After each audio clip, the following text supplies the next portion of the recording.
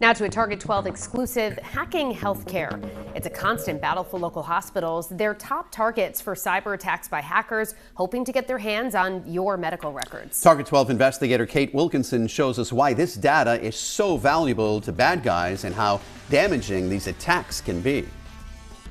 On the dark web, your medical records are worth more than your credit card or debit card, driver's license, or social security number, all of that combined. That's according to data from the U.S. Department of Health and Human Services, meaning hospitals are on the front lines of virus protection in more ways than one.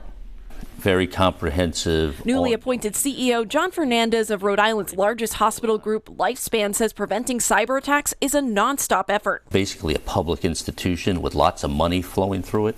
And if you just think of the patient volume, thousands of patients every day. According to the U.S. Department of Health and Human Services, 66% of healthcare organizations were hit by a ransomware attack in 2021.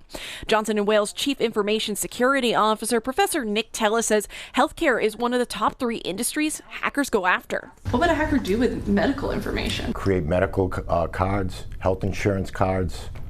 You know, there's more value in that. There's millions of dollars in losses associated with fraudulent medical cards. Tella says the vast majority of these cyber attacks are through phishing. That's when the hacker sends a fake email that looks real to get sensitive information. He says that's why humans are often the weakest link in any cybersecurity network. You can spend millions of dollars on, software and hardware to protect your systems, but all you need is someone to click on an email that offers something for free, a coupon. That's how the malware gets spread. But cyber attacks come with real life consequences. This summer, a cyber attack caused disruption at charter care hospitals across several states, including Rhode Island, where Roger Williams and Fatima hospitals had to divert ambulances.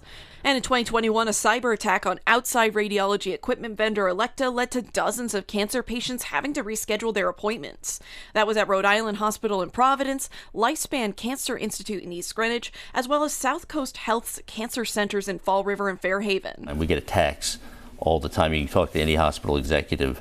You almost don't want to know. Data from the U.S. Department of Health and Human Services reveals 17 Rhode Island-based organizations have felt the impacts of cyber attacks in the last 5 years, affecting some 80,000 people in healthcare-related breaches. That's why Tella says companies need to be proactive instead of reactive when it comes to preventing cyber attacks, but says that's not happening enough. It's always after the fact, oh Jesus, how did this happen? How do we prevent it? But now, literally the horse left the barn. Coming up new at 6, I'll take a closer look at what kinds of healthcare organizations Tella says are at a higher risk for cyber attacks and how hackers are evolving. With the Target 12 investigators, Kate Wilkinson, 12 News.